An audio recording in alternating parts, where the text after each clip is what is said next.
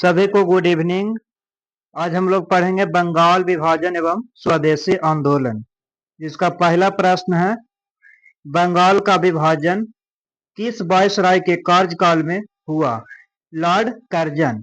Lord Curzon. Bengal विभाजन की घोषणा कब प्रभावी हुई? 16 अक्टूबर 1905 को। प्रभावी कब हुई? 16 अक्टूबर 1905 को। फिर आगे है कि 20 जुलाई 1905 को बंगाल विभाजन के निर्णय की घोषणा हुई, जिसके विरोध में 7 अगस्त 1905 को कलकत्ता के टाउन हॉल में स्वदेशी आंदोलन आरंभ हुआ। इसी बैठक में ऐतिहासिक बहिष्कार प्रस्ताव स्वीकृत हुआ था। अगला है कि बंगाल का विभाजन मुख्यतः किस उद्देश्य से किया गया था? किस उद्देश्य से किया गया था बंगाल का विभाजन? तो बंगाली राष्ट्रवाद की भावना को दुर्बल करने के लिए। बंगाल विभाजन 1905। पश्चिमी बंगाल और पूर्वी बंगाल। पश्चिमी बंगाल में बंगाल, बिहार, उड़ीसा और पूर्वी बंगाल प्लस असम और हिंदू जनसंख्या बहुल क्षेत्र पश्चिम बंगाल और पूर्वी बंगाल मुस्लिम जनसंख्या बहुल क्षेत्र। वंदे मातरम। वंदे मातरम किस आंदोलन के दौरान भारतीय राष्ट्रीय आंदोलन का प्रेरक गीत बना था? तो स्वदेशी आंदोलन। बंगाल के विभाजन 1905 के विरुद्ध में हुए आंदोलन का नेतृत्व किसने किया था?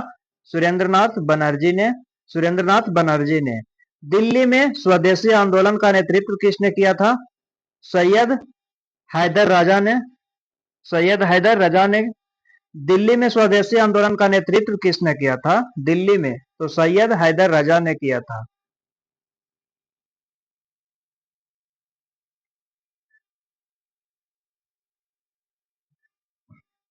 फिर है क्वेश्चन कि बंगाल के विभाजन 1905 के विरोध में हुए आंदोलन का नेतृत्व किसने किया था? सुरेंद्रनाथ बनर्जी। दिल्ली में स्वदेशी आंदोलन का नेतृत्व किसने किया था? सैयद हैदर राजा ने। मद्रास में स्वदेशी आंदोलन का नेतृत्व किसने किया था? चिदम्बरम पिल्लई ने। फिर है अगला क्वेश्चन कि ब्रिटिश वस्तुओं के बहिष्कार को राष्ट्रीय नीति के रूप में किस वर्ष स्वीकृत किया गया? वर्ष 1905 में। अगला प्रश्न कि ब्रिटिश पत्रकार H.W. नेविंसन किस आंदोलन से जुड़े थे? H.W. नेविंसन किस आंदोलन से जुड़े थे? स्वदेशी आंदोलन से H.W. नेविंसन क्या थे? पत्रकार थे। इंपॉर्टेंट लाइन है कि 16 अक्टूबर 1905 को बंगाल में शोक दिवस मनाया गया। रविंद्रनाथ टैगोर के सुझाव पर संपूर्ण बंगाल में इस दिन को राखी दिवस के रूप में मनाया गया था। एक लास्ट प्रश्न, वर्ष 1905 में बांग्ला पत्रिका संजीवनी के संपादक कौन थे? कृष्ण कुमार मित्र थे।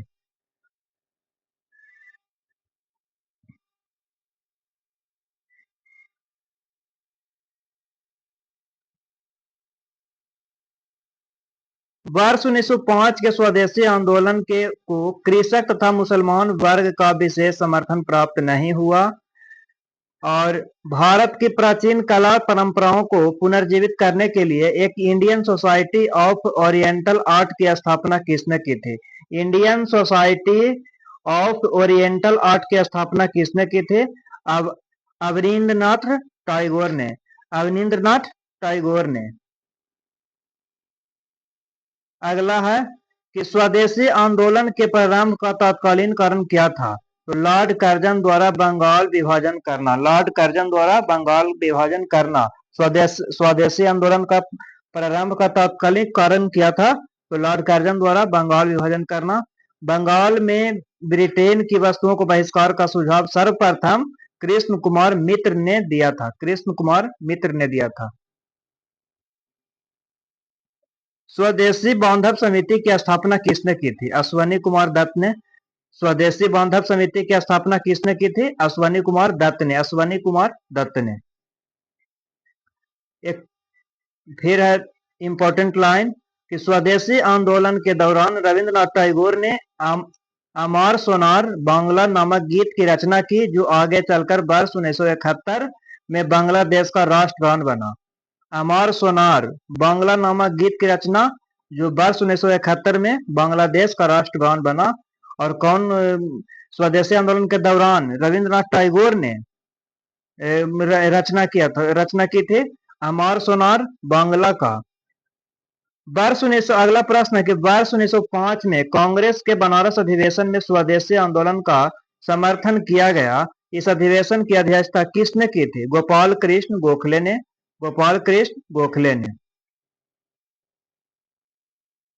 अगला प्रश्न, स्वदेशी आंदोलन के दौरान बंगाल केमिकल्स स्वदेशी स्टोर्स की स्थापना किसके द्वारा की गई?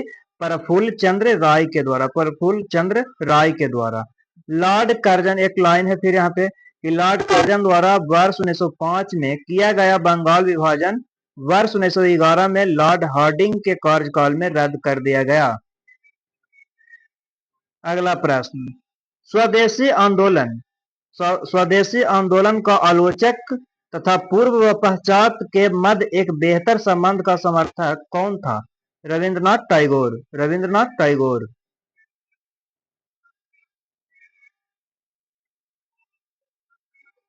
अगला प्रश्न कि बंगाल विभाजन के समय बंगाल का लेफ्टिनेंट गवर्नर कौन था?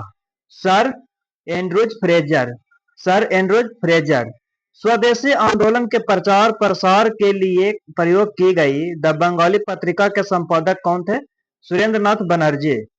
बंगाल में ब्रिटेन की वस्तुओं के बहिष्कार का सुझाव सर्वप्रथम किसने दिया था? कृष्ण कुमार मित्र ने। कृष्ण कुमार मित्र ने। कृष्ण कुमार मित्र ने। Thank you.